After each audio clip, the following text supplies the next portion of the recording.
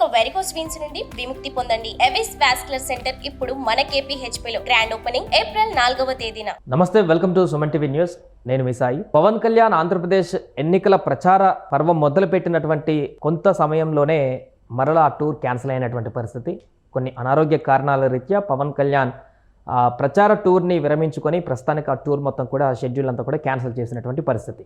So మరి ప్రస్తుతం cancel అయినటువంటి షెడ్యూల్ మరలా ఎప్పుడు రీషెడ్యూల్ చేస్తారు, మరలా ఎప్పుడు పర్యటనలో పవన్ కళ్యాణ్ పార్టిసిపేట్ చేస్తారు, దీనికి సంబంధించిన పూర్తి వివరాలు తెలుసుకుందాం. మనతో పాటు Suman TV news chief editor Keshav గారు. సార్ నమస్తే.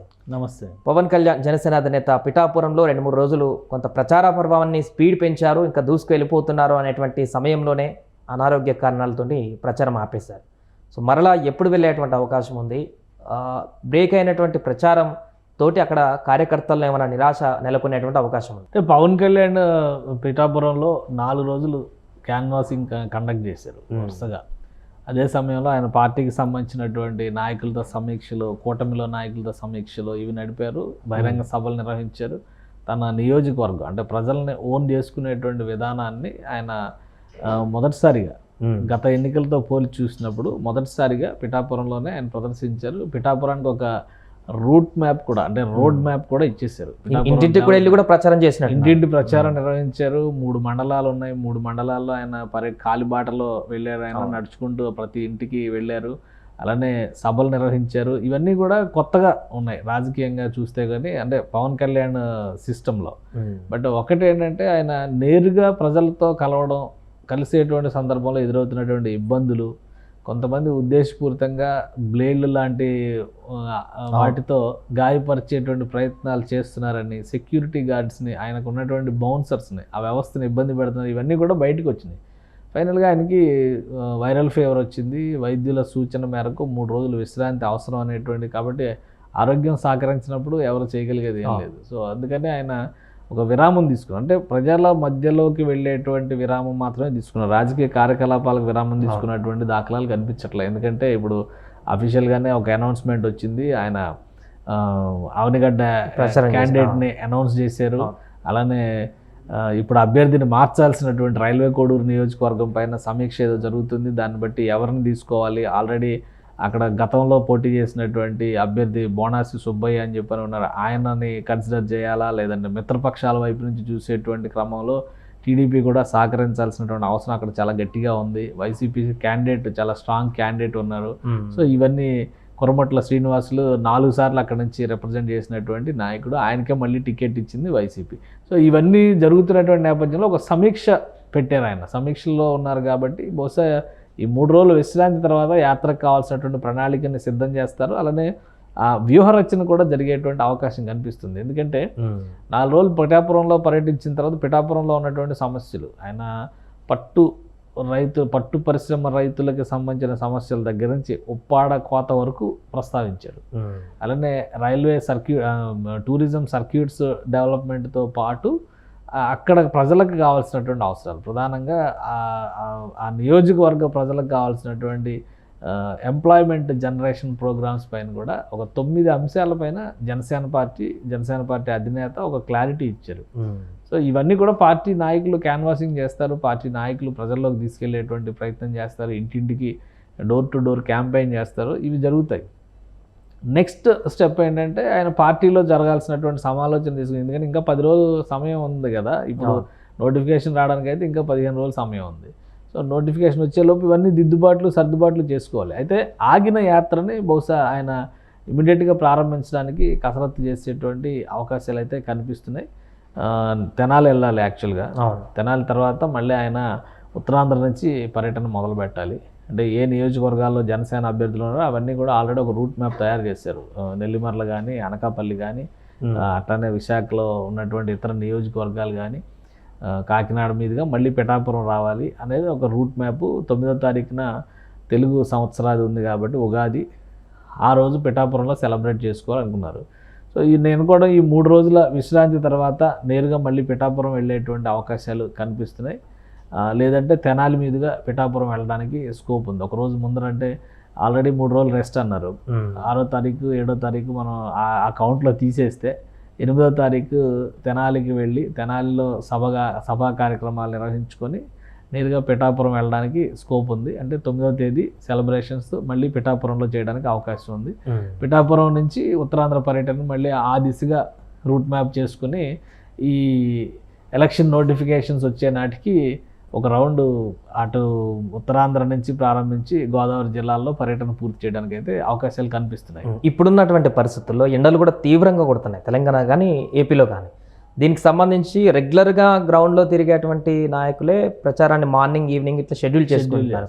అంటే మేబీ పవన్ కళ్యాణ్ ఎక్కువగా సినిమాలలో ఉంటారు, తను ఎక్కువగా ఈ యొక్క పబ్లిక్ డొమైన్లో తక్కువ ఉంటారు కాబట్టి అతను 3-4 రోజులు కంటిన్యూగా మధ్యాహ్నంతో సహా మొత్తం డే మొత్తం తిరగడం వల్లనే ఈ రకమైనటువంటి పరిస్థితి వచ్చిందంటారా? ఎందుకంటే కొంతమంది సోషల్ మీడియాలో వైసీపీ సంబంధించినటువంటి కొంతమంది దీన్ని కూడా అడ్వాంటేజ్గా తీసుకొని కామెంట్లు పెడుతున్నటువంటి పరిస్థితి. 3-4 రోజులకే అనారోగ్య పాలయ్యాడు పవన్ కళ్యాణ్, ఇంకా ప్రజలకి ఏం సేవ చేస్తాడు అనేటువంటి కొన్ని కామెంట్స్.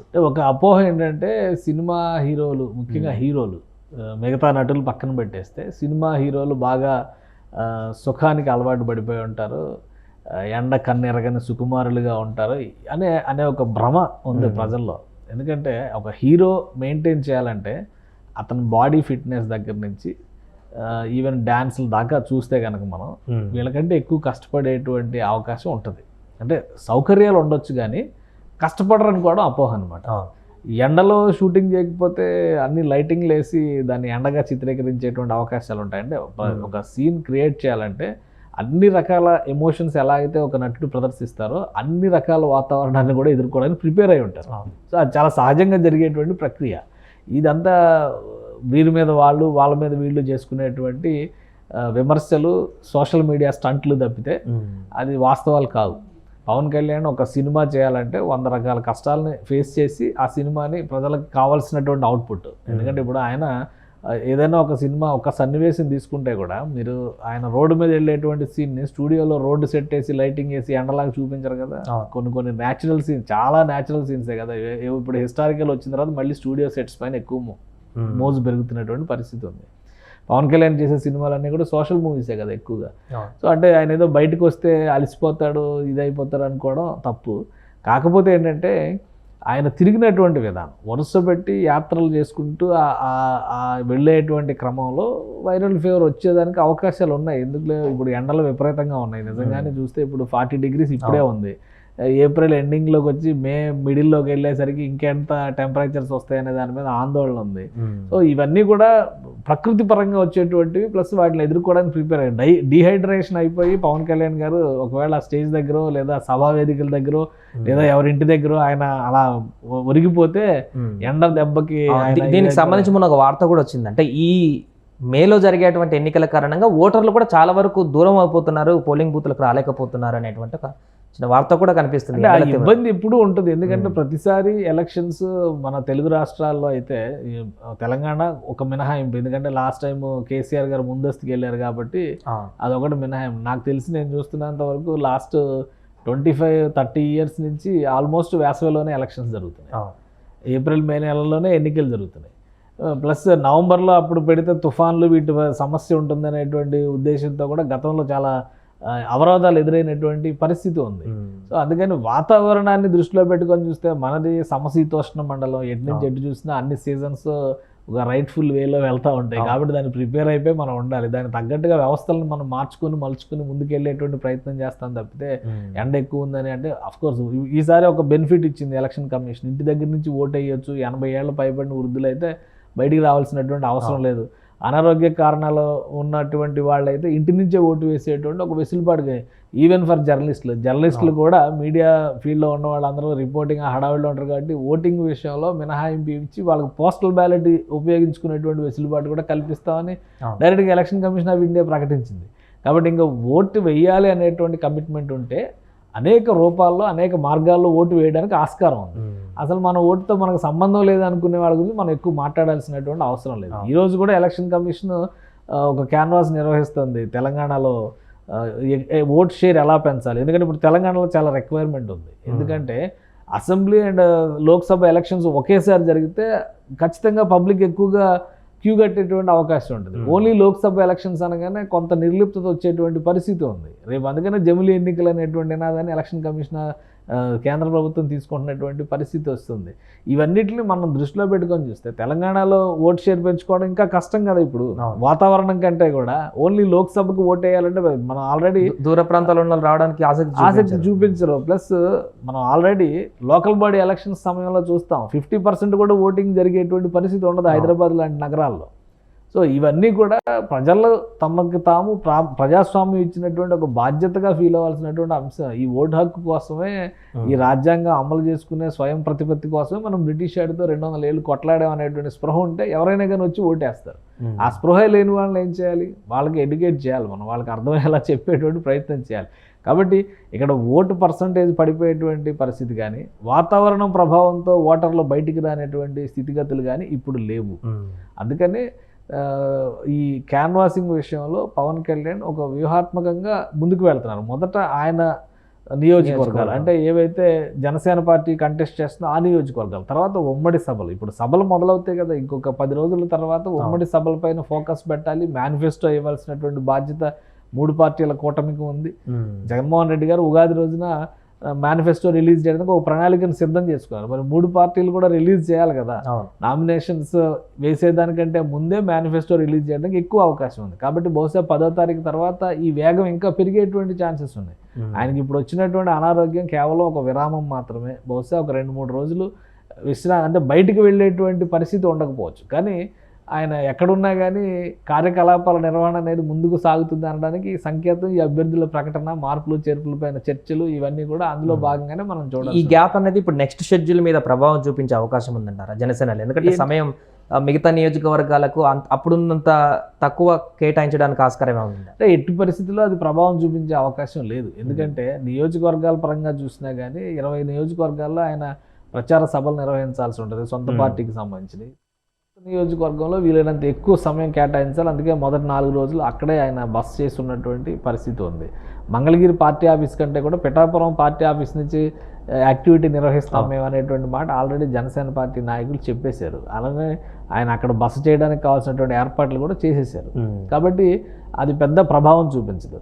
సొంత పార్టీ నియోజకవర్గాల్లో ఒక సభలో ఒక రౌండ్ నిర్వహించిన తర్వాత ఉమ్మడి సభలపైన కూడా ఫోకస్ పెట్టే అవకాశం ఉంది. తెలుగుదేశం, బీజేపీ అధినాయకత్వాలు అంటే బీజేపీ నుంచి కూడా ప్రధానమంత్రితో ఒక 3 సభలు ఆంధ్రప్రదేశ్లో నిర్వహించాలనేటువంటి ఒక ప్రణాళిక ఉంది. అలానే అమిత్ షాతో సభలు నిర్వహించాలి.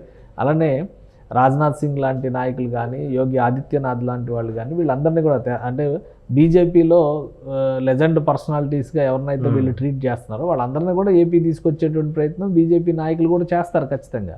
అందరితో కలిసి ఉమ్మడి సభలు ఉండకపోవచ్చు, కాకపోతే అది బీజేపీ క్యాన్వాసింగ్లో భాగంగా వెళ్ళొచ్చు. ప్రధాని లాంటి వాళ్ళు కానీ, అమిత్ షా లాంటి నాయకులు కానీ వచ్చినప్పుడు ఖచ్చితంగా పవన్ కళ్యాణ్ కూడా ఆ సభల్లో భాగం అయ్యేటువంటి అవకాశం ఉంటుంది. చంద్రబాబు నాయుడు కూడా అందులో భాగం చేసేటువంటి అవకాశం ఉంటుంది. కాబట్టి 3 పార్టీల సభలుగా మారేటువంటి అవకాశాలు ఉన్నాయి ఎక్కువ ఆ సభలు.